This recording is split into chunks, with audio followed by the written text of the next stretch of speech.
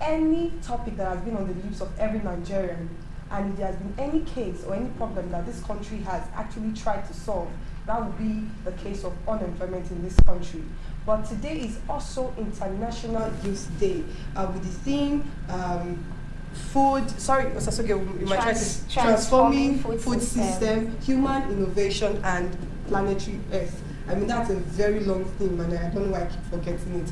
Okay, we are not the only one in the studio today. First of all, we actually be talking about the International Youth Day. We're just going to be touching a little bit on it and we'll just drive into our topic, which is unemployment for today. And in the studio with me, I don't only have Osasoge IBA, I also have immediate past chairman of National Youth Council of Nigeria, Oredo chapter, in the person of Comrade Omotese Lucky Iyoha. How are you doing, sir? I'm fine. Good morning. Good to have you join us this morning. Thank you. It's really nice to have you here this morning. So, okay, based on the International Youth Day for today, you know, we're talking, and then I was like, okay, the whole idea behind it, the transforming the food system, human innovation. Yes, what is it all about? What do they hope to achieve? Oh, okay. Good morning, viewers. The theme for this year's International Youth Day, which is transforming food system, human innovation, and planetary Earth. What it seems to achieve is to recognize the role of the youth as a partner of progress in the world at large, and also to celebrate the effort that the youth has been putting into the development of our society. That's really nice. That's really great. Okay, they actually want to celebrate the contributions of the youth in this society. In the society. Okay, is there any area where they actually seek to improve or enhance what the youth are actually doing in the society? Because if you say that they're celebrating the youth, that means they're actually doing something. And now you agree with me that a lot of youth will actually like to be engaged in whatsoever that actually better their society. So is there any way that this program or this International Youth Day, awareness campaign actually seeks or is going to do anything to improve the youth in any way? Yes, it has. Let's take instance. So many youths are self-employed. So many youths are veered into agriculture, which improves this food system. Mind you, what is even food system? It has a web of complex activities of the food system, which has to do with production, processing, transportation, and consuming of food. How will I put it now? Food system. Now, look at majority of our youth these days. They are into agriculture. They are into farming. They are into livestock rearing. Okay. That is a contribution that they have been given. That they have been given to the society, whether being empowered by the government, whether being empowered individually, that is their contribution that they have been given. So this year's International Youth Team is to celebrate youth who has distinguished themselves in whatever they do. Okay. All right. Interesting that you mentioned the fact that majority of our youths in Nigeria are self-employed and go into agriculture and livestock farming and what have you. Let's now ease into our main focus for today, which is actually unemployment. And we cannot deny the fact that the majority of the people who actually suffer unemployment in this country are the youths. Sure. So how do you marry these two ideas? A lot of Nigerian youths are unemployed, but a lot of Nigerian youths are still self-employed. How do we marry these two? Because I have a report here that says that the rate of unemployment has drastically increased over the years from 2006 down to 2021. It has drastically increased. So if we are saying that a lot of Nigerian youths are self-employed, where did that statistics come from? So I want you to help us just marry the two concepts. The concept of unemployment, self-employment and unemployment. Okay, let's just look at it from this angle. Okay. Now we're talking about trying to marry self-employment and unemployment together. Okay, first of all, let's look at what was the basis of them rating that statistics that the rate of unemployment as skyrocketed as it was in the past. So that is also what we'll look at. Majority of our youth runs business, self-employed business that are not registered.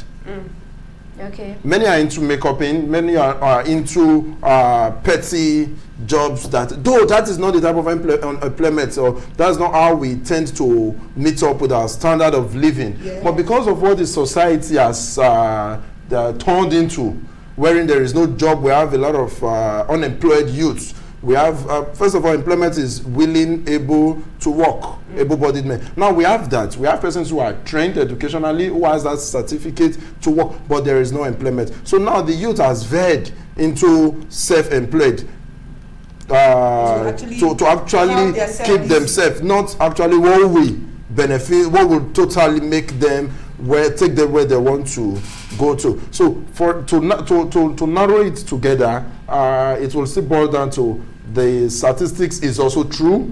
It is true because that is not the type of employment that people want, that the youth want to live a better life. It is just to keep body and soul together. Okay, yes, please true. correct me if I'm wrong. Are you trying to say that those who engage in makeup artistry and all those petty jobs petty? Yes, because it's actually small. Okay, from what you try to explain, it doesn't actually help them to get to where they want to be. Are you saying that is not employment enough? Someone who went to school to study banking and finance Yes. is not even working in the banking sector. Yes. Is not even having opportunity to work in that banking sector. Take instance, is working with the bank and is earning roughly 100,000 naira a month. Roughly, I said. Earning 100,000 naira a month. And he didn't get that job. There is no place for him to work. And what he just did, okay, I can make hair. Let me veer into it. He or she started making that hair. Will he or she be said to be gainfully employed, even if that business is yielding profit? It will not be said that is gainfully employed. Is self-employed. The government did not employ him or her. So which means that certificate he or she has been relegated to the background. That brings me to my next question. What do you actually think now is the cause? Because we all know, or we know here, that most Nigerians, we no longer use our certificates. Yes. There are reasons to that, and that is what I would actually like you to highlight and explain here. Because you just said that a person who studied banking and finance does not actually work in a bank. He's now into one vocation, so to speak, as my society would actually try to describe it. He's now into vocation, he's barbing hair, and whatever stipend he makes from it, he tries to keep the body and soul together. So why is this? Well, it's still not far-fetched. We can say visionless leadership. Visionless. It's in a society where there was no plan for the youth. There was no plan for the youth. I think the national youth policy was first introduced by General Obasanjo.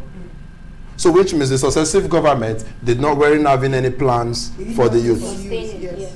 So there was no plan for the youth. When he came in, when was Obasanjo president and commander-in-chief, was 1999, 2000. So which means during the eras of the military era, there was no plan for the youth. If there was plans for the youth, by now maybe the youth would have been better off. So that is the reason. Visionless, like I told some persons the other day, that visionless leadership in our society leads to corruption. Leads to corruption, and that is a cancer that should not be allowed to grow. If our leaders were they have that visionary leadership zeal right from the onset, today our youth, our society would have been better off. Would have been better off because the youth are the pillars, the life wires of every society. Yes, it's very, very good that you mentioned that the youth are the pillars and the life wires of the society. But then again, when it comes to matters of taking matters into your hands or taking leadership into your hands, it seems like the youth tend to shy away from things like that. Let's take politics, for example. Okay. Majorly, youths in Nigeria don't want to dabble into politics. They'll be like, no. But then they keep complaining that our leaders don't have vision, they don't have our interest at heart, because they do not understand the interest of the youth. So why do you think that youth don't want to take matters into their own hands? Like, for example, let's say you are the immediate past chairman of National Youth Council Oredo chapter. Whilst you were in that position, how many youths did you see step up or try to step up to, you know, fight for positions, even if it's just maybe local government chairmanship or all those kind of things? How many youths did you see, you know, try to take all those kind of matters up? And why do you think youths shy away from things like that? Well, the answer is youth tend to shy away from politics because they think their votes don't count. Okay. So do their votes count? The vote counts. Okay. Vote counts. If you feel vote does not count, if you feel vote does not count, why do they actually bribe? Why do they induce voters? Okay. If vote does not count, why are some parts of the country telling us that they have a very large percentile of the population, that they have their PVCs, they are going to use it to vote? So votes in Nigeria counts. Oh, sorry, so, she's not talking about votes. You asked the question if votes count. So now, your question is, why do you shy away? Why do youth shy away from leadership position? John F. Kennedy once said that in a society where youths are in constant slumber, they will not realize their potential. Our youth are so imprisoned with what does not matter and what does not count to them. Okay. We are just so imprisoned with what does not even affect us, what does not change our life, what does not even change the narrative. They just feel so comfortable with the system. They feel comfortable with the system because of that mindset that they already have, that our vote does not count. We cannot even get there because of if we try to vie for a political position now, the money attached is very, very high. That is one of the reasons why you see youth does not want to vie in. They are imprisoned with what does not affect them, what does not change their life, what does not change the narrative. They are also looking at the costs, which the cost is actually high. The cost, they're also looking at the cost, and I don't care attitude. Okay, I believe, or I know that 1 million of Nigerian youths will actually disagree with you, or quite a number of them will disagree with you when you say they are imprisoned and they don't concern themselves with things that will actually change the narrative or don't matter in their society. Because in a situation whereby you try to be part of it and it's like they are pushing you away, you are discouraged, or there are measures taken against you just to make sure that you are never there, is different from political apathy where I sit back and I don't care about what is happening. Is different. So like you said right now, that the cost of doing such is very high, which is not supposed to be so. Are the youth actually encouraged to because if you check the Nigerian constitution, before you can, I've forgotten the age where you can actually become a president, but the age is it's quite high. It's quite high. Local government is, you would love to tell me that one. If local government is at 35. Before you become a local government chairman, 35. There are persons with visions in this country. You know, I would like to take this personal. I actually called a friend yesterday who told me that he invented something. And he invented something that was so nice. I won't go into details, but I can't just believe that the Nigerian did that. And he actually did that. I was like, wow, you did this. He said, yes, me and a couple of guys. And now this guy actually took this to the local government where he served, and the local government chairman was pleased. And they took it to the federal. It was rejected. But this is it was amazing. And could actually change the NYSC for the better, to make people actually be more participatory in terms of service. But now you are saying they are visionless. They are not encouraged. No, I never said the youths are visionless. You said they are imprisoned and they don't. They are imprisoned with what does not tend to cause change in them. Now you said, imagine somebody comes in and is being rejected. You will be rejected when you don't have something to offer. But he has something to offer. He has something to offer, but that was far from the political space. Okay. He innovated. Yes. That would have been the Ministry of Science and Innovation. Okay, maybe different from political space. I'm talking in general. Are youth actually encouraged in this country? That's a very laughable question. Our youth, sincerely speaking, I'm not speaking against or for, our youth are not encouraged. Our youth, sincerely, I must say that our youth are not encouraged. When I was in the office as the chairman, National Youth Council of Nigeria, 2017, when I was elected, I conducted an entrepreneurial training for 1 week stretch. Lo and behold, I wrote to the local government council to say, we need sponsor, we need finance to make this program a reality. They told me they don't have money. Okay. I single-handedly sponsored that program. Okay. That was in 2017. Okay. 2019, I also came up with an idea, okay, now we can empower so many youths. Through trainings, we can make them self-employed. I also put up a program for another 1 week stretch. This one bordered on how to make bow tie, shoes, so many household use. I also wrote to the local government council. I was having the test on my phone when the local government wrote to me and said the council does not have money. Interesting. That program continued. On the very last day, my fund got finished. I wasn't having any. I read public administration, but I'm not working. There is no work onto that effect. I'm an entrepreneur. Okay. Immediately the last day of the program, when every participant were hungry, and one of the very senior local government person came to speak on that program. While he was leaving, I told her, the council did not put money in this program that you came to speak on. And if you see the remorsefulness in her face, I was like, okay, that's possible. While the program, the participants were hungry, and alert just entered my phone, a job I did some time ago, just paid. I said, okay, let's go and feed everybody. And you see, the government came to participate in that program, but they never supported that program. Okay. So the youths are not encouraged to the extent they ought to be encouraged. Okay. I was also watching social media some days ago, seeing beautiful innovations. Beautiful, lovely innovations by younger persons. I was amazed when I saw one 11-year-old boy with this BBC pigeon, 11-year-old boy, constructed so many vehicles, even one that the seat has to, when you open the door with the remote, it does. When the door opens, the seat comes out, come down, whoever is entering the car, sit on it, and the seat takes. Yeah. Those are innovations. But our governments will tend to look at when they tend to look away.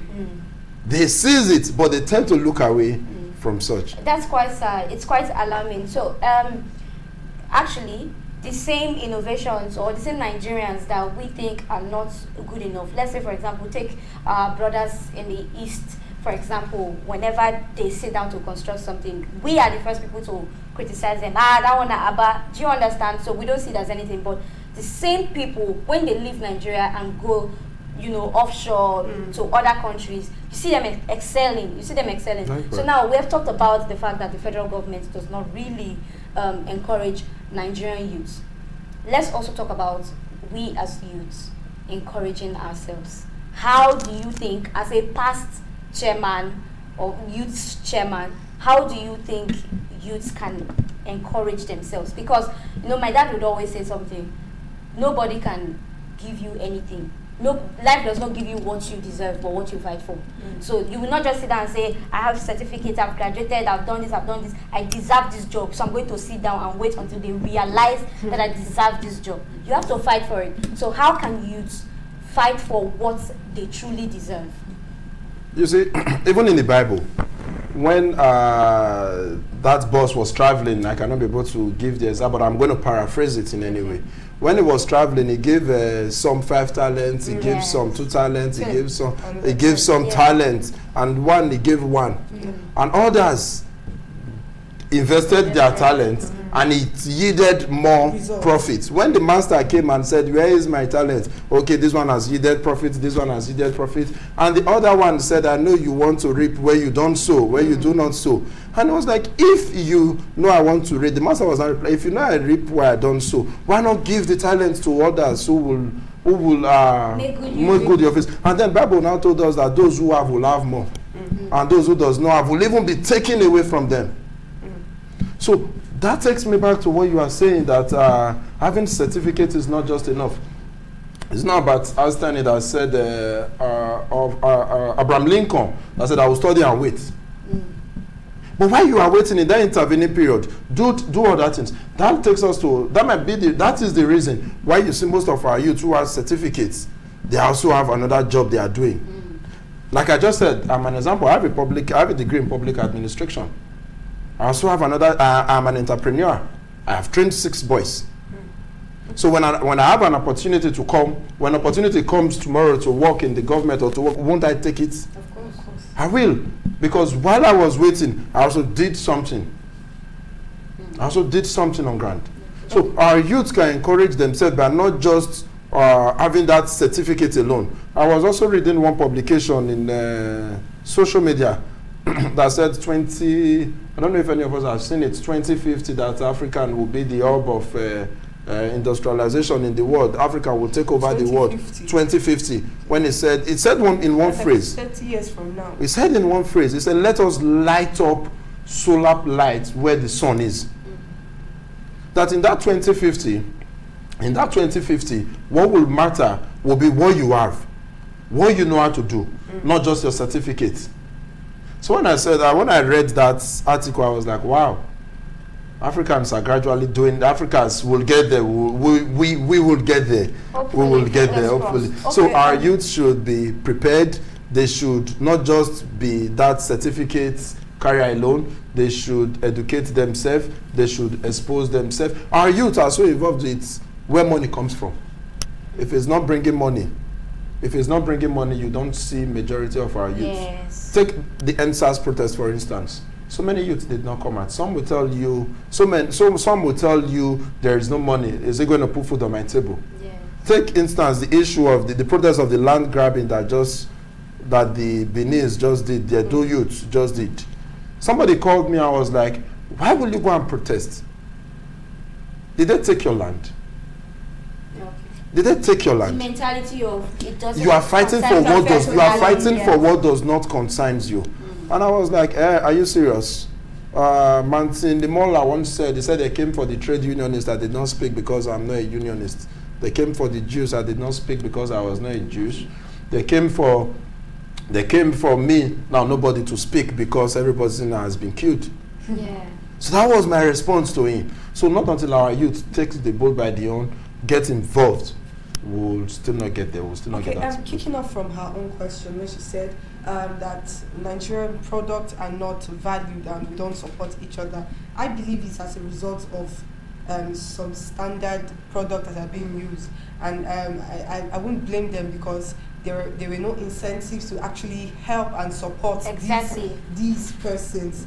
Okay, now these persons have the skills, like you said, it's not only certificates. They also have the skills. You have some shoemakers that they actually, if these persons make shoes for you, you know that the only thing that they need is materials to actually make this shoe. Because you hear, I don't want this shoe in this place because by the time I use it twice, it's going to get bad.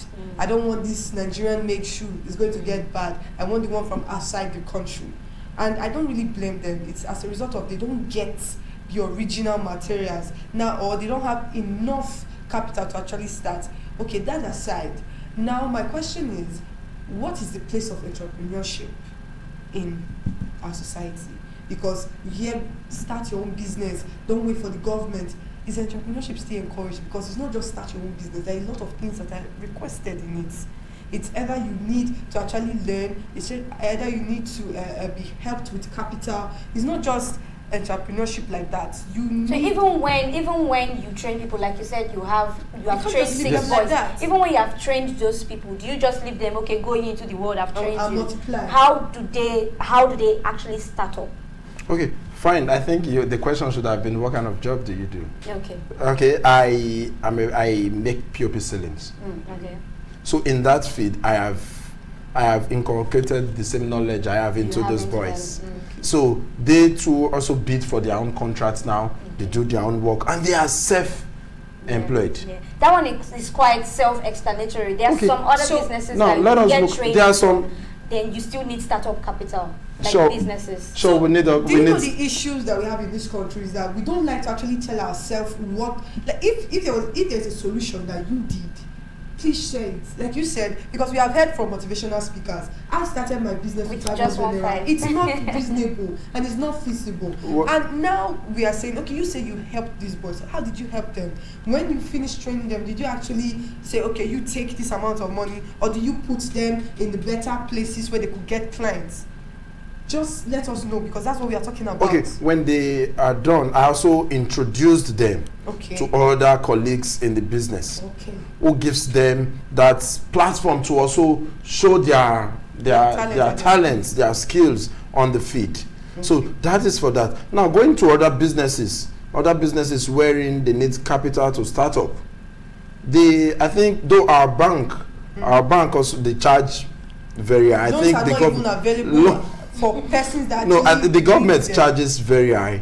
The banks, charges very high. I think the government also has to look into that. Also, we also have Bank of Industry that also gives loan. I think there was also one, Nisa, but I don't take loans. I have never, so I don't know how their processes works. But I think youth who wants to start up business, who also need loans, can maybe visit them to as well see their interest rate, if it is what is doable.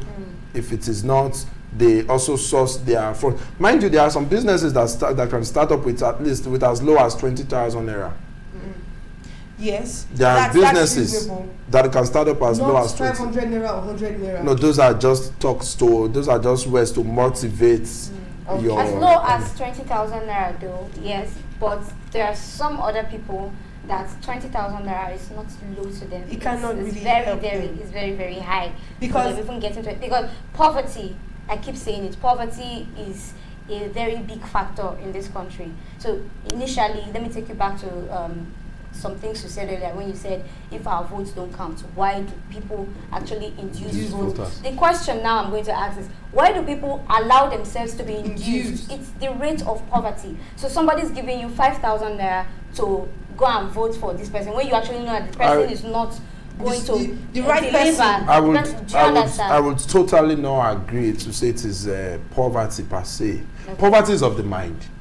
Really? Poverty is of the mind. It is what you think. Yes. I'm talking from the point of your the election. You see, why will I take 5,000 naira from you when I know you will not make a better leader? But I'm taking our youth. I'm talking that. I'm not talking on that. I'm not talking on that instance based on our fathers, our old mothers, our old sisters, our old mothers. I'm talking about the youth. The youth are we are the highest population. We have the highest populations in voting age. So I'm talking about on that youth. Okay, I'm not it is the poverty of the mind. Okay, I'm not trying to that causes them to take bribery and corruption or the people who induce votes.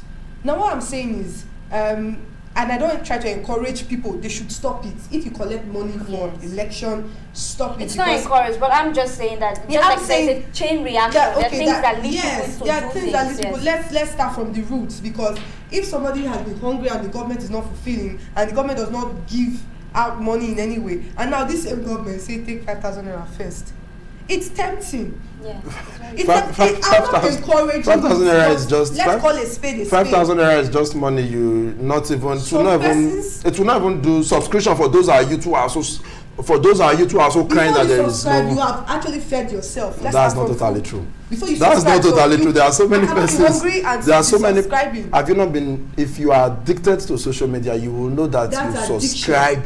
You subscribe even when you've not eaten. That's different. Maybe we'll come to that another. You will subscribe when you have not even eaten. Like me, I can subscribe when I've not eaten because my work comes through my social media. Except okay, if I subscribe, I'm going to get money to maybe if I subscribe to do this work, for example. Have you not seen most of our youth who subscribe just to have fun? Yeah, but at this point, we are talking about serious-minded At this point, we're going to have to wrap up the conversation. I agree. Because I agree. We have spent so much time, but just before we let you go, just finally tell us some tips that you give to youth generally, because you have been in a place where you oversee a whole lot of youths and they were under your care, let me put it that way. So just tell youths, those that don't know, let them know now that this is what they should be doing to help themselves while they are waiting for the government to come help them.